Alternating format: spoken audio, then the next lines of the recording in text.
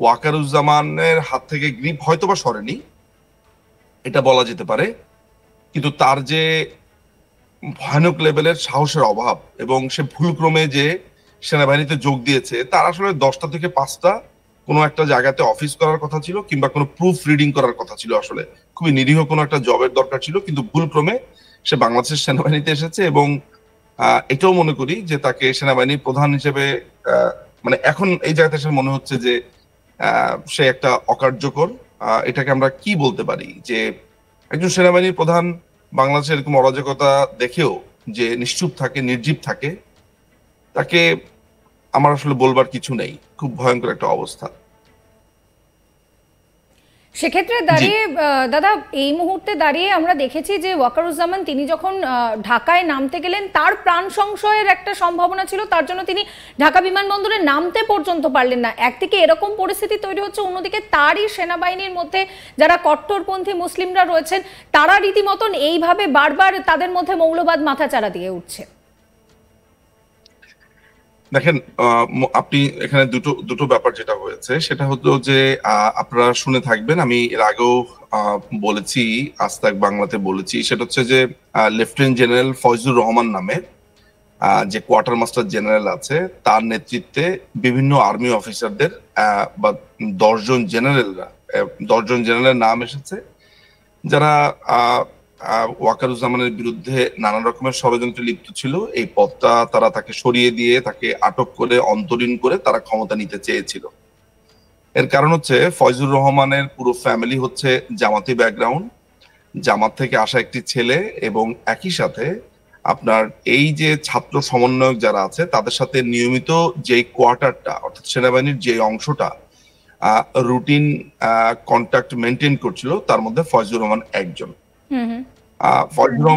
ফয়জুর রহমান মানে দিনের পর দিন তাদের সাথে মিটিং করেছে, কথা বলেছে এবং তাদেরকে নানানভাবে প্রমোট করেছে। আমি আপনাদেরকে আরেকটা কথা বলি, সেটা হচ্ছে যে প্রধানমন্ত্রী শেখ হাসিনার সময় আপনার পাকিস্তান বেশ কিছু অস্ত্রের প্রকিউরমেন্টের জন্য টেন্ডার দাখিল করেছে, যেগুলো আমার হাতে এই মুহূর্তে আছে।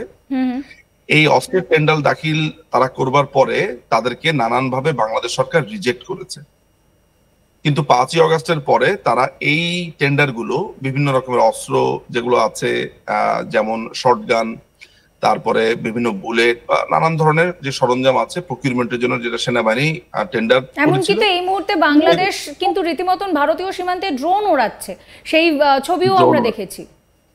ড্রোন উড়াচ্ছে। আপনি একটু জাস্ট ভেতরে ইন্টারনাল পলিটিক্সটা একটু বুঝে নেন। তো পাকিস্তান এই অস্ত্রগুলো আপনার বাংলাদেশকে আবারও টেন্ডার দাখিল করে এগুলো কিনতে চায়। এগুলো পুরো সমন্বয়টা করছে হচ্ছে এই ফয়জুর রহমান, এই মোহাম্মদ ফয়জুর রহমান এগুলো সমন্বয় করছে। আমার কাছে সেই টেন্ডার গুলোও আছে, সেই প্রুফ সহই আছে। আপনি জানেন যে এই 5ই অগস্টের জঙ্গি হামলাতে পাকিস্তানের একটা প্রচ্ছন্ন ভূমিকা ছিল, এবং এটা জেনে রাখেন যে ইউক্রেনের যুদ্ধে যেই অস্ত্রগুলো ব্যবহৃত হয় সেগুলো কিন্তু মিয়ানমার হয়ে বাংলাদেশে আসার পেছনে চায়নার, মিয়ানমারের একটা ভূমিকাও ছিল, এবং একই সাথে পাকিস্তান থেকেও বেশ বেশ বড় ধরনের অস্ত্রের চালান এসেছে, এক্সপ্লোসিভ এসেছে, অস্ত্রের চালান এসেছে। এগুলোর ফান্ডিং এর জায়গা থেকে চায়না এবং তার্কি এবং একই সাথে পাকিস্তান অ্যাকোমোডেট করেছে নানানভাবে। আমি এই কথাগুলো কেন বলছি, এই যে পুরো ঘটনাটা, এগুলো সমন্বয়ের একটা বড় ধরনের দায়িত্ব ছিল আর্মির যে এখন কিউএমজি আছে, তৎকালীন 5ই অগস্টের পরপর গোয়েন্দা বাহিনীর প্রধান করা হয়েছিল এই ফয়জুর রহমানকে, পরবর্তী তাকে সরিয়ে দিয়ে কিউএমজি করা হয়, এবং এই লোকটি নানান ধরনের তৎপরতাতে ব্যস্ত রয়েছে।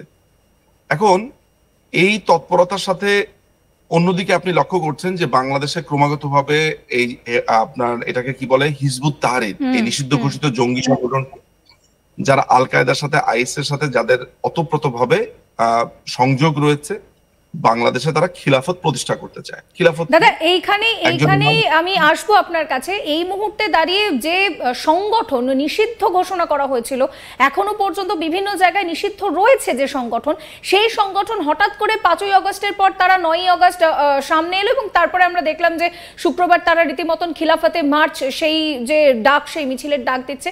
এখান থেকে খুব গুরুত্বপূর্ণ একটা প্রশ্ন সামনে আসছে যে তাহলে কি এবার এইভাবে আইএস এর মদতে এরা এরাই কি তাহলে পুরো দেশটার উপরে নজর রাখতে চাইছে, এরাই কি পুরো দেশটার উপরে দখলদারিত্ব রাখতে চাইছে? তাহলে কি কোথাও গিয়ে তারা রীতিমতন এই আইসিস এর সঙ্গে যোগসূত্র তৈরি করে এই মুহূর্তে বাংলাদেশের ক্ষমতা কুক্ষিগত করতে চাইছে?